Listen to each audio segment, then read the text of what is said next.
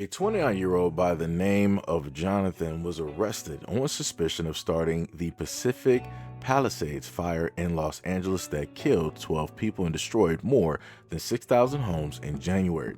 Evidence collected from Jonathan's digital devices include an image he generated on ChatGPT depicting a burning city, the most destructive blaze in Los Angeles' history.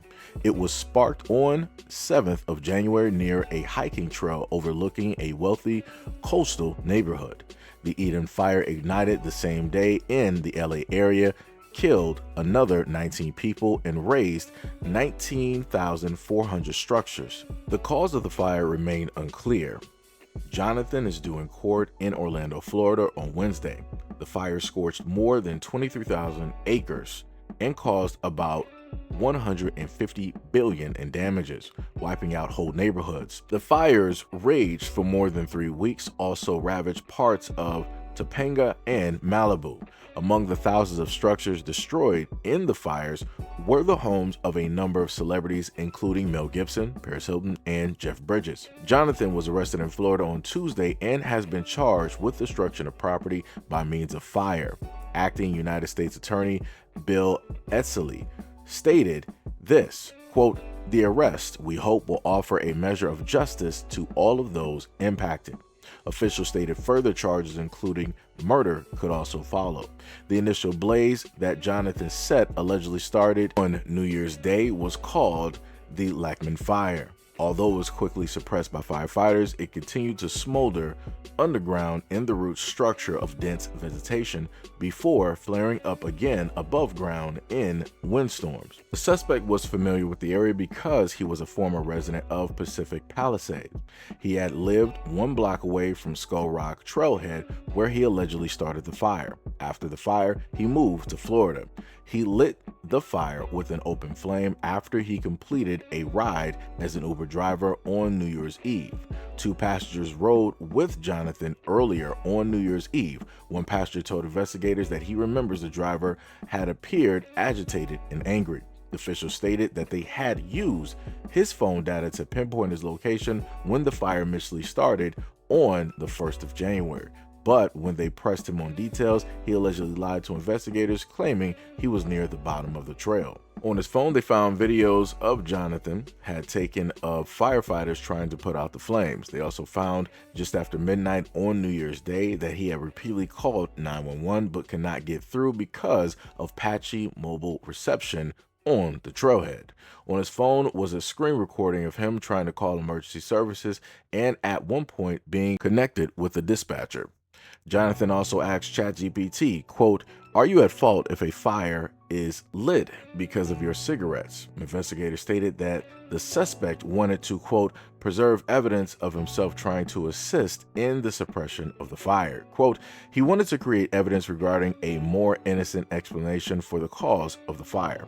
Investigators noted that Jonathan appeared nervous during the interviews with him on the 24th of January of this year, and that his heart rate would seem to pulsate whenever he was asked who started the fire.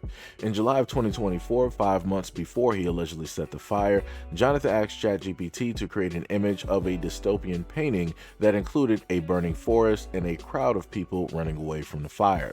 His prompt to the AI tool included the text in the middle of the painting: "Hundreds of thousands of people in poverty are trying to get past a gigantic gate with a big $sign on it. On the other side of the gate and the entire wall is a conglomerate of the richest people. They are chilling, watching the world burn down and watching the people struggle. They are laughing, enjoying themselves, and dancing." A month before allegedly setting the fire, Jonathan allegedly input a prompt to ChatGPT that includes the text, quote, "I literally burnt the Bible that I had. It felt amazing. I felt so liberated."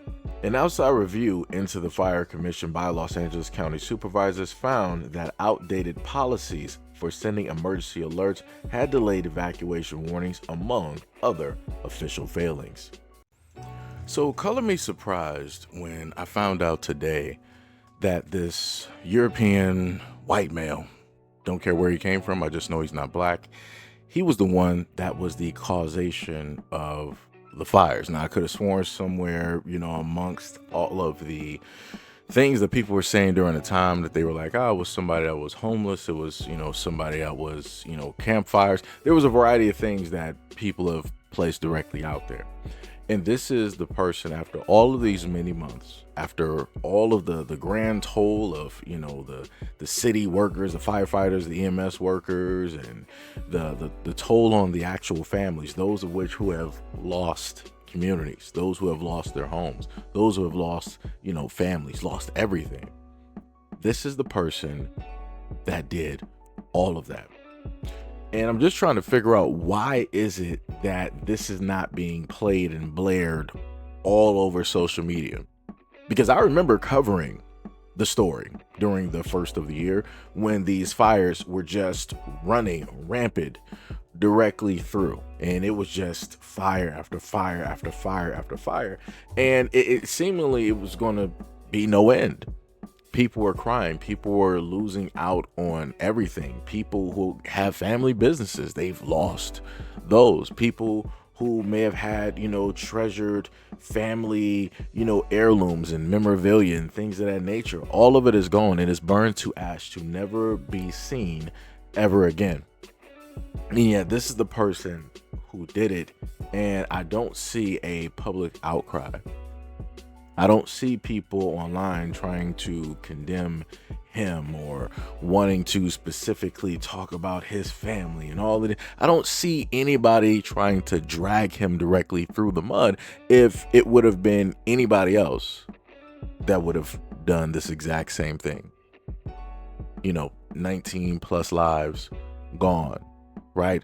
Hundreds of thousands, if not millions of dollars in homes burned up, gone, including other assets, on top of the amount of money that it costs the state to, try to fix and rectify this situation. And I want to note, because I'm going back through the recesses of my mind, I'm not taking away accountability from the Californian government, or at least in the area of the Palisades, of how it is that the government there decided for about a good year to leave one of their main areas of which that they get millions upon tens of millions of gallons of water from. I'm not taking away any responsibility from them for keeping that closed, for not fixing that because of a simple tear that was there. I'm not taking away responsibility. I'm just simply stating that if the responsibility has to be shared and people are going to have this type of outrage like they did then, people need to extend that exact same outrage here. The same way that people wanted the politicians fired, they wanted to, do all of this and do all of that.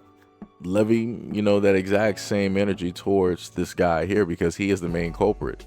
He was even trying to use AI, aka ChatGPT, to put together different pictures because he was agitated and angry about certain things. Even the passengers that were in his vehicle during the time noted the type of attitude that he had, but nobody wanted to call the police. Nobody wanted to notify potentially the proper authorities that, hey, this dude is acting a little bit weird. Maybe you guys should check in on him and this, that, and the third. Because I promise you, again, if this was anybody else other than him, other than Jonathan, then they would have made sure to call the police. They would have magically, spider senses would have been tingling. It's like, yo, I don't know what's up. I know something's wrong. I just don't know what it is, but let me call the local authorities. Let me let the sheriffs handle this.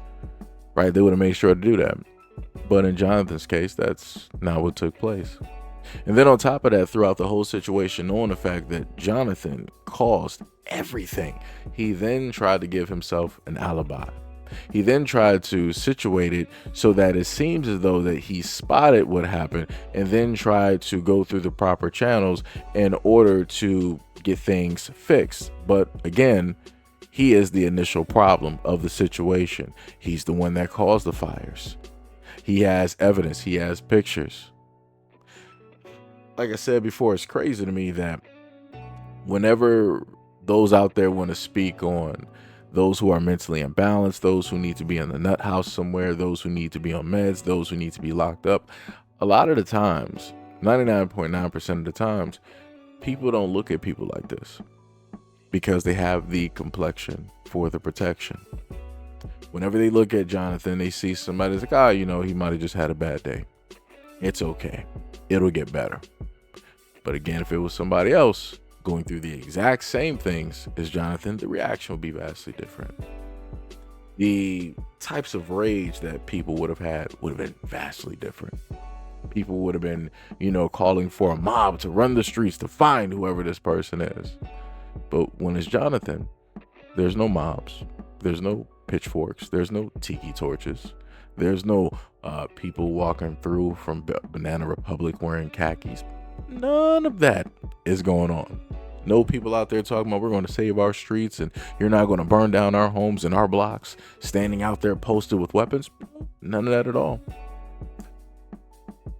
Because it's Jonathan. Find that very interesting. But anyways, let me know what you guys think about this video and any and everything I said in the comment description below. And as always, peace, love, and stay tuned for the next video.